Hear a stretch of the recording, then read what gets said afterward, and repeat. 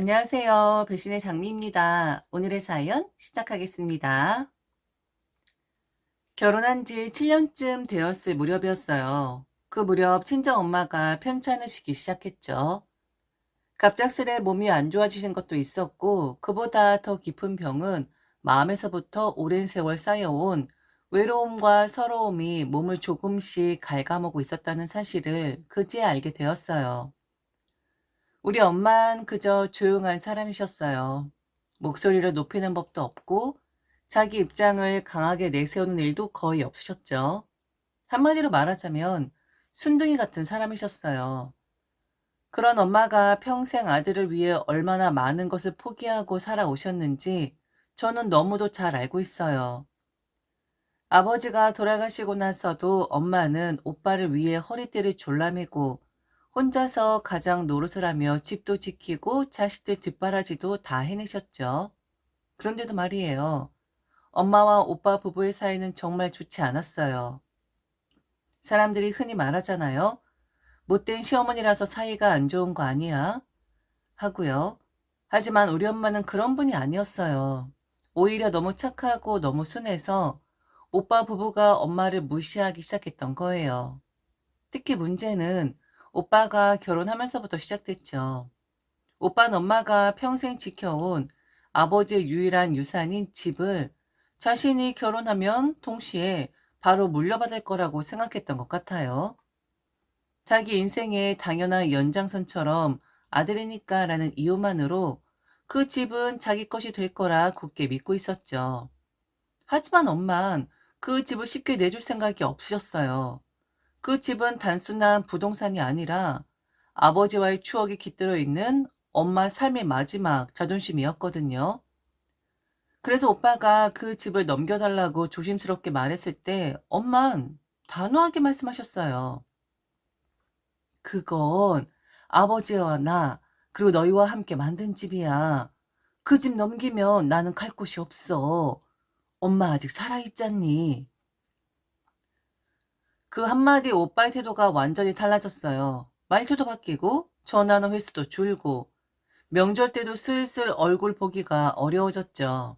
그런 오빠 옆에서 새언니가 어떤 태도를 취했는지는 뻔하지 않겠어요? 엄마 정말 말 그대로 못같이 생각했어요. 말은 안 해도 표정에서 다 드러났죠.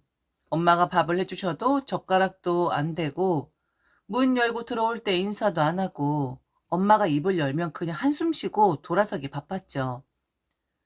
엄마는 그런 대우를 받으면서도 그저 참으셨어요. 저는 그걸 지켜보며 속이 타들어갔지만 엄마가 늘 그러셨던 것처럼 딸인 저도 또 참고 또 참고 그러다 어느 날 문득 엄마가 병원 침대에 누워 계시게 된 거예요. 엄마의 병명은 만성 신부전증이었어요. 처음엔 단순히 조금 숨이 차신다고 계단 오를 때 가슴이 답답하다고 하셨죠. 그때까지만 해도 별거 아니라고 약만 잘 챙겨 드시면 괜찮아질 줄 알았어요. 하지만 병원에서 정밀 검사를 받고 돌아온 날 의사 선생님이 말씀하시더군요. 심장 기능이 많이 떨어져 있습니다. 수치로 보자면 30%도 채 안 됩니다. 앞으로 입퇴원을 반복하게 될 가능성이 높고 일상생활 보조도 필요할 수 있어요. 그 말을 듣는 순간 머리가 하얘졌어요. 심장이 30%라니. 그날 이후 엄마는 서서히 일상 속의 힘을 잃어가셨어요.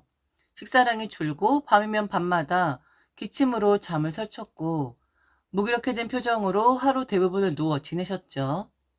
심장이 제대로 뛰어주지 않으니 온몸이 붓고 체력이 바닥나는 건 순식간이었어요. 발등과 종아리는 퉁퉁 부어서 신발도 제대로 못 신을 지경이었고 물을 조금만 마셔도 숨이 가빠서 식사하실 때마다 한 입 먹고는 한참을 쉬셔야 했죠. 그때부터였어요. 제가 엄마의 병수말을 도맡기 시작한 게 엄마의 하루는 제 손끝으로 시작되고 끝났다고 해도 과언이 아니었죠. 아침이면 부은 몸을 풀어드리기 위해 따뜻한 물수건으로 전신을 닦아드리고 소화 잘 되는 미음과 약을 준비했어요. 식사하신 뒤엔 혈압과 체온을 재고 소변량도 체크해야 했어요. 신부전 환자에겐 수분 조절이 생명이었으니까요. 간호일지를 매일 썼고 엄마가 숨이 더 가빠 보이면 심장이 더 나빠진 건 아닌가 하는 불안에 한밤중이라도 병원 응급실로 달려가야 했죠. 욕창이 생기지 않게 몇 시간마다 자세를 바꿔드리고 기운이 없는 날엔 변기 의자도 들고 다니며 배변을 도왔어요. 가끔은 제가 물을 떠다 드리려고 방에 들어서기만 해도 엄마는 눈물이 맺힌 눈으로 제 얼굴을 보며 미안하다 그 한마디만 겨우 하시곤 했죠. 그럴 때마다 저는 아무 말도 못하고 그저 손만 잡아드렸어요. 오빠 부부는 단 한 번, 단 하루도 병원에 오지 않았어요. 전화 한 통 없이 엄마의 상태가 어떤지도 궁금해하지 않았죠. 사실 결혼한 제가 엄마의 병간호로 전담할 수 있었던 건 모두 남편의 배려 덕분이라고 생각했어요. 엄마에게 서운하다라는 이유로 엄마 곁을 떠난 오빠 대신 제게는 가정도 남편도 있었지만 그 모든 걸 뒤로하고 엄마 곁을 지킬 수 있었던 건 남편이 어느 정도 이해해줬기 때문이라 믿었거든요. 엄마가 병원에 입원하시고 제가 병원 침대 옆에 의자 하나 펴놓고 밤을 지새우는 일이 잦아졌을 때도 남편은 불만을 드러내지 않았어요. 그럼 병원에서 자. 내 걱정 말고 장모님 옆에 있어. 그 말이 그땐 정말 따뜻하게 들렸어요. 그래서 더 열심히 더 헌신적으로 엄마 곁을 지킬 수 있었죠. 그런데요. 그게 진심에서 우러난 말이 아니었던 걸 나중에서야 알게 됐어요. 남편 오빠 부부가 엄마와 사이가 좋지 않다는 걸 알고 있었죠. 그는 생각했던 거죠. 지금 미정이가 장모님 간병을 다 하고 있으니 그 집은 당연히 우리 몫이 되겠구나. 그게 전부였어요. 배려도 이해도 아니었던 거예요. 그저 욕심이었어요. 그 사실 알게 된 건 남편의 반복되는 그 한마디 때문이었어요. 제가 잠깐 집에 들러 옷을 갈아입으려 할 때마다 그는 꼭 정말 빠짐없이 이렇게 물었어요. 집 명의 바꿨지? 아직도 그대로야? 장모님 갑자기 돌아가시면 나중에 골치 아파지는 거 몰라? 형님 쪽에서 뭐라고 하기 전에 지금 확실히 해놔야 해. 정말 과장이 아니라 그 말만 수천 번 들은 것 같아요. 하루에 두세 번씩 전화로 카톡으로 심지어 새벽에도요. 어느 날엔 병원에서 엄마 상태가 나빠져 밤새 눈물로 지새우고 돌아온 날이었어요. 그런데 현관문을 열자마자 남편이 던진 말이 이거였죠. 병원에서 뭐래? 그런데 진명이는 어떻게 됐어? 그 순간 머리가 띵하고 울리더라고요. 엄만 죽어가고 있었고 나는 삶의 한 자락을 다 바치고 있었는데 이 사람에게 중요한 건 결국 그 집 한 채였던 거예요. 엄마는 제게 살아온 인생을 모두 걸었고 그분의 마지막 몇 해를 온전히 저와 함께 보내셨는데 저는 단 한 명에게도 사람 대 사람으로서 따뜻한 진심을 기대할 수 없는 사람이 되어 있었던 거죠. 엄마는 결국 제 품에서 조용히 눈을 감으셨어요. 그런데 엄마가 돌아가시고 난 뒤 제 서운함은 거기서 끝나지 않았죠. 아니, 오히려 그 이유가 더 최악이었습니다. 엄마의 집 문제를 두고 남편이 그토록 기대했던 바람대로 일이 흘러가지 않았거든요. 법적으로는 오빠와 제가 반반씩 상속을 받는 게 맞았고 엄마는 생전에 유언장조차 쓰지 않으셨기에 그대로 절차를 밟아야 했어요. 제가 병간을 한 건 사실이지만 그건 어디까지나 가족으로서의 도리였고 법적으로는 오빠의 권리도 절반은 보장되는 게 당연했죠. 이 소식을 들은 남편은 얼굴을 붉히며 이렇게 말했습니다. 와, 진짜 멍청한 짓 했네. 그렇게 병수발 다 해놓고 결국 아무것도 아는 사람한테 거저 떠먹여주는 꼴이 됐네. 내가 말했지, 어? 처음부터 법적으로 정리하라고 했잖아. 다 먹을 수 있는 거 네가 멍청하게 구는 바람에 아, 진짜 허송세월했네. 어? 허송세월했어. 그뿐만이 아니었어요. 이건 남편 하나만의 태도가 아니었죠. 시댁 식구들 역시 등 뒤에서 웅성대기 시작했어요. 특히 시누이. 남편과 입을 맞춘 듯 저를 정면으로 비난했죠. 올케 정말 뭐하는 사람이야? 그렇게 병수발 들었으면 그 병수발 드는 동안에 우리 집에 소홀했으면 적어도 제대로 챙겼어야 한 거 아니야? 세상 물정 진짜 모른다. 진짜 내 동생 어쩌니? 올케가 그렇게 멍청하면 내 동생 인생까지 망쳐지는 거라고. 그렇게 시간이 조금 지나자 남편은 결국 제게 이혼을 요구했습니다. 처음엔 우리 서로를 위해서 같은 그럴싸한 말을 포장해서 꺼내더니 며칠 지나지 않아서 노골적으로 말하더군요.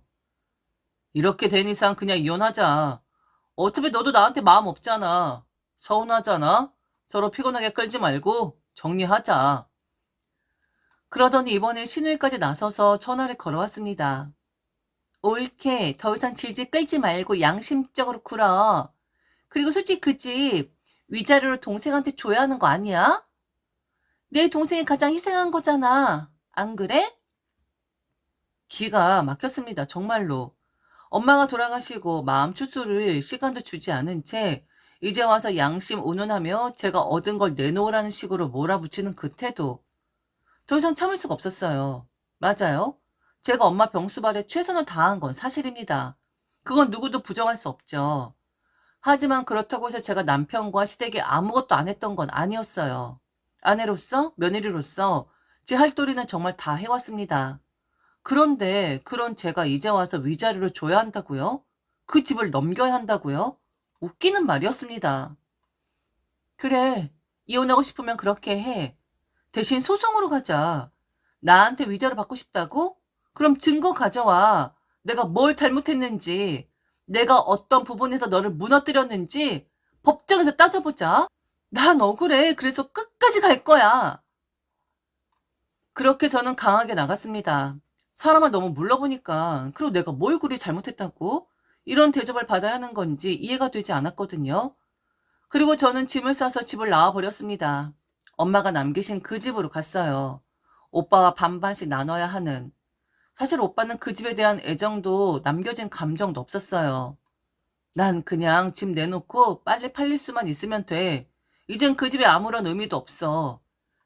그런데 희한하게도 집은 좀처럼 팔리지 않았습니다. 부동산 중개인도 가격은 괜찮은데 희한하게 이 집은 보러 오는 사람마다 그냥 나가요. 라는 말을 자주 했어요. 그럴 때마다 속으로 문득 그런 생각이 들었어요. 혹시 엄마가 날 지켜주고 계신 걸까? 엄마가 돌아가시기 전에 손을 꼭 쥐고 하셨던 말이 계속 귓가에 맴돌았거든요.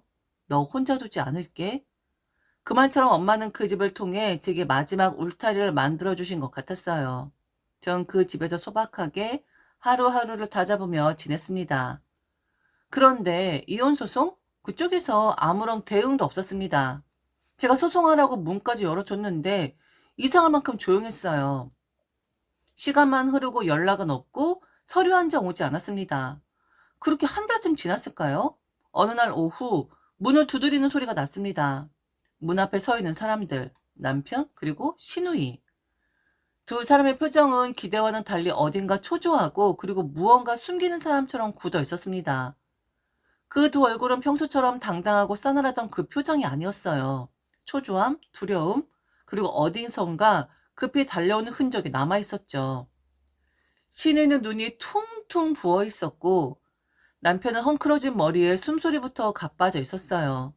전 그들을 말없이 바라만 봤어요. 먼저 말을 꺼낸 건 신우이였어요. 입술을 달달 떨면서 기어 들어가는 목소리로 말했죠.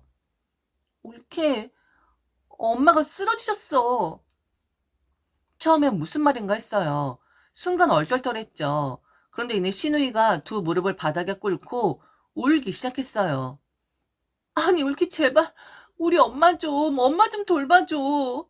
우리 엄마가 쓰러졌다고. 뇌졸중이래. 제발 내가 잘못했어. 그 소리 듣고 있자니 숨이 턱 막혔어요. 어쩐지 평소보다 창백한 얼굴이라 했더니 이 사람들 이제 와서 내게 도움을 청하러 온 거였어요. 남편은 그 옆에서 무릎을 꿇지도 못한 채 그저 제 앞에서 바짓가랑이를 붙잡고 늘어졌어요. 콧물, 눈물, 말을 가리지도 못한 채 쏟아내기 시작했죠. 미정아, 내가 잘못했어. 다 내가 미쳤었어. 진짜 다신 그러지 않을게. 제발 없던 일로 하자. 우리 엄마, 당신밖에 없잖아. 당신 아니면 그분 간병할 사람 없어. 그 모습은 더 이상 떳떳한 남편도 버릇없는 시누이도 아닌 그저 두 명의 자식이었어요.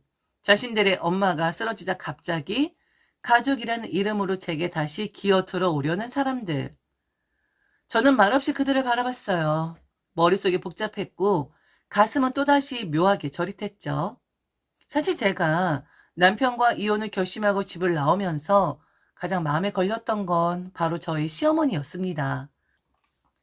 남편과 이혼하는 건 별 감흥이 없었어요. 그런데 우리 시어머니는 밖에선 늘 엄격하고 며느리는 이래야 한다 식의 고정관념에 찌든 평범한 시어머니로 보였을지 몰라도 그분은 진심으로 저를 딸처럼 아껴주셨던 분이셨어요. 특히 남편과 시누이가 저를 향해 이혼하자 위자료 내놔라 하며 온갖 비난을 퍼붓던 그 시기, 시어머니는 오히려 저의 편에 서주셨죠. 너희들 미쳤니? 얘가 뭘 그렇게 잘못했다고? 멀쩡한 며느리 내쫓겠다고? 그렇게 말씀하시면서 남편에게도 시누이에게도 내가 너희 낳은 거 창피하다라고까지 하셨죠. 그리고 그보다 더 가슴 깊이 남았던 건 우리 엄마가 돌아가셨을 때였어요. 그 시기 시어머니는 이미 건강이 썩 좋지 않으셨어요. 그런데도 엄마의 장례 기간 내내 시어머니는 제 옆에 계셨어요. 밤샘 빈소를 함께 지켜주시고 조문객들 앞에서 이 아이 나보다 더한 고생을 했다며 오히려 제 등을 토닥여 주시던 그 손길. 그 진심을 저는 절대 잊을 수 없었어요. 그래서 제가 이혼을 결심하고 집을 나설 때 가장 마음에 걸렸던 건 남편도 아니고 시댁도 아니고 바로 시어머니였어요. 그분은 저에게 시어머니라기보다는 이미 돌아가신 제 엄마처럼 느껴졌던 분이었거든요. 어쩌면 제가 엄마를 잃고 난 뒤에도 그분이 제 삶의 마지막 버팀목 같은 존재였던지도 몰라요. 그리고 시간이 조금 흘러 그분이 쓰러졌다는 소식을 들었을 때 주저할 이유가 없었어요. 가슴에 무너져 내리는 기분이었죠. 몸이 먼저 반응했죠. 바로 짐을 챙겨 병원으로 달려갔어요. 병실에 도착했을 때 그분은 반쯤 의식을 잃은 상태였지만 제가 손을 잡아드리자 눈을 살짝 뜨시더니 어렵게 제 이름을 부르셨어요. 삐정아. 그 목소리, 그 떨림, 그 순간 저는 또다시 그분 곁에 있어야겠다고 결심하게 되었어요. 그리고 그렇게 정확히 9년 동안 저는 다시 시어머니의 병수발을 시작하게 되었어요. 누구는 왜 그런 사람들을 위해 다시 돌아갔냐고 묻겠지만 그건 그들이 아닌 그분 한 사람이었기 때문이에요. 그분만은 끝까지 제게 엄마였어요. 물론 항상 기쁜 마음으로 한 건 아니었어요. 누구도 그런 간병을, 그 긴 시간의 돌봄을 기쁜 마음으로만 버텨낼 순 없잖아요. 엄마의 병수발을 4년, 그리고 그 뒤를 바통 터치하듯 곧바로 이어진 시어머니의 병수발 또 9년. 그건 결코 가볍게 말할 수 있는 숫자가 아니에요. 처음엔 그래 내가 해야지. 내가 아니면 누가 하겠어? 그 마음 하나로 시작했죠. 하지만 시간이 쌓일수록 육체는 물론 정신까지도 점점 무너져 내리는 게 느껴졌어요. 밤마다 식은땀이 흘렀고 문득 거울을 보면 이게 정말 내 얼굴이 맞나 싶을 만큼 낯선 표정이 비치곤 했어요. 피곤이 누적돼서가 아니라 마음의 구석구석에 닳고 있었던 거예요. 그래도 저는 해야 했어요. 그 누구도 나서지 않았으니까요. 돌봐줄 사람이 저밖에 없었으니까요. 그리고 무엇보다 그분들이 저에게 가족이었으니까요. 때론 너무 힘들어서 그냥 짐을 싸고 도망치고 싶은 날도 있었어요. 새벽마다 수면제 의존까지는 아니지만 잠이 두려워지는 밤도 있었죠. 하지만 저는 꾹 참고 입술을 질끈 깨물고 다시 한 발, 또 한 발 병실로 걸어 들어갔어요. 이게 내 운명이겠구나. 그래, 나니까. 내가 하니까. 그래도 이만큼이라도 되는 거야. 그렇게 저는 그 시간을 인내하고 감내했어요. 사람들이 보기엔 그저 묵묵히 간호를 해내는 강한 여자로 보였겠죠. 하지만 사실은 매 순간 마음 안쪽이 부서지고 또 부서지는 시간의 연속이었습니다. 엄마를 보내드렸던 것처럼 시어머니 역시 내 손으로 수발을 들이며 조용히 보내드렸습니다. 서운한 마음, 후회되는 마음, 그리고 동시에 시원했습니다. 이제야, 이제야 나도 나를 위해 살아도 되겠구나. 그동안 그렇게도 누군가의 딸로 며느리로 보호자로 살았던 인생. 나란 존재는 늘 두 번째였고 내가 원하는 삶은 항상 다음 순서였으니까요. 하지만 이제 더는 돌볼 사람도 기다리는 사람도 없었어요.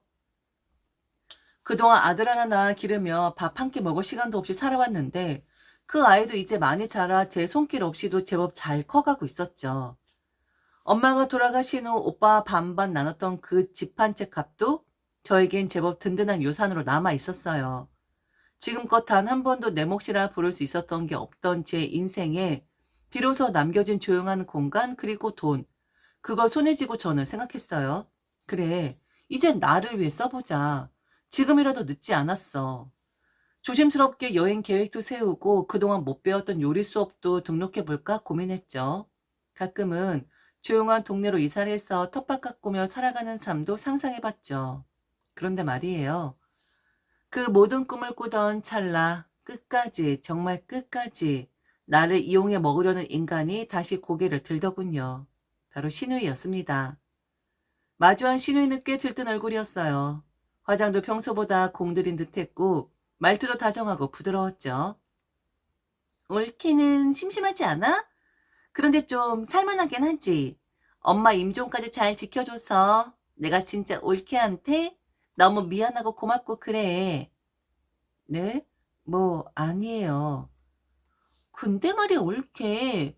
올케는 진짜 병수발이 완전 최적화된 사람이야.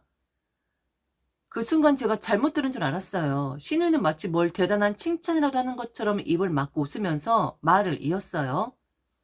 그래서 말인데 지금 우리 시댁에서 요양원을 차릴 계획이거든? 자리도 이미 확보됐고 건축도 진행 중이야. 시간 좀 여유 있으니까 올케 요양보호사 자격증 하나 따. 그럼 진짜 좋을 것 같아. 경험도 많고 올케 잘하잖아. 진짜 환자도 줄 설 것 같은데? 저는 그 얘기를 들으면서 그냥 농담인 줄 알았어요. 아니, 어떻게 저런 말에 진심을 할 수가 있을까 싶었거든요. 그간 내가 어떻게 살아왔는지 알 텐데, 어떤 고통과 무게를 건겨내며 사람을 돌보고 보살피며 버텨왔는지, 그걸 다 아는 사람이었는데, 그래서 그냥 웃으면서 넘기려고 했어요. 근데 신우이는 진심이었어요. 팀장 자리 비워 놓을게. 난 우리 시어머니도 올케한테 맡길 생각이야. 아, 그 양반도 이제 얼마 안 남은 것 같거든? 조만간 똥기저귀 차야 할 것 같은데, 올케가 딱이잖아. 안 그래? 참, 제가 뭐라고 말을 했어야 했을까요? 솔직히 말해서 미친년인 줄 알았습니다. 그 주둥이를 그냥 찢어버리고 싶더라고요. 얼마나 얄밉게 얘기를 하든지, 목구멍까지 욕이 튀어나오는 걸 간신히 참았습니다. 형님, 그게 무슨 소리예요? 아, 농담을 해도 그런 소리 하지 마세요. 저 이제 한시름 놓고 사는데, 아, 요양보호사요? 싫어요, 저는. 왜? 따라니까? 옳게 잘하잖아. 그 동생도 그러던데? 그걸로 돈 벌면 떼부자될 것 같다고? 요양보호사 은근 돈 많이 벌어. 부잣집에 숙식 제공 받으면서 케어하는 그런 것도 있다고? 그리고 올케는 뭔가 환자를 부르는 여자야. 우리 시대의 요양원에 환자를 불러줄 그런 인재라니까. 웃는데 목젖이 보이더라고요. 그리고 금리가 그렇게 많은 줄 몰랐네요.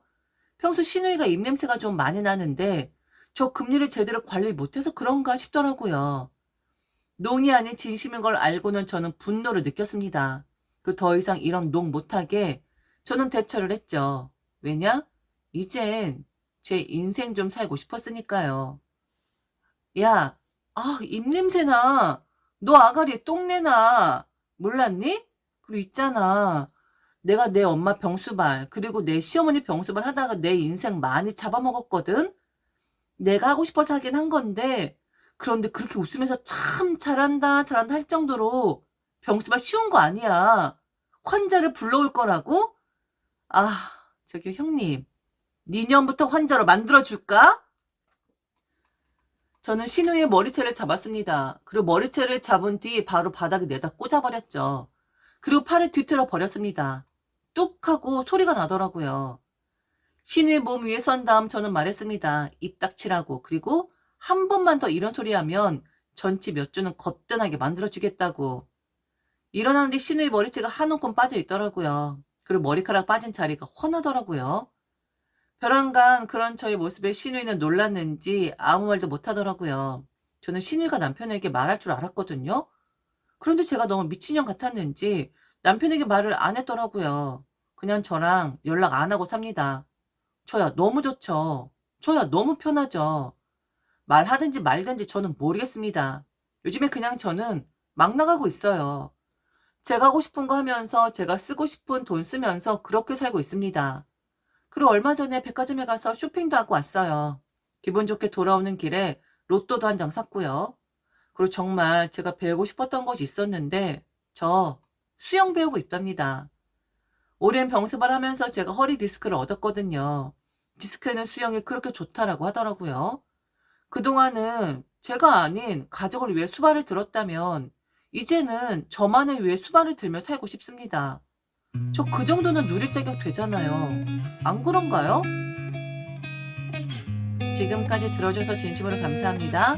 이상 배신의 장미였습니다.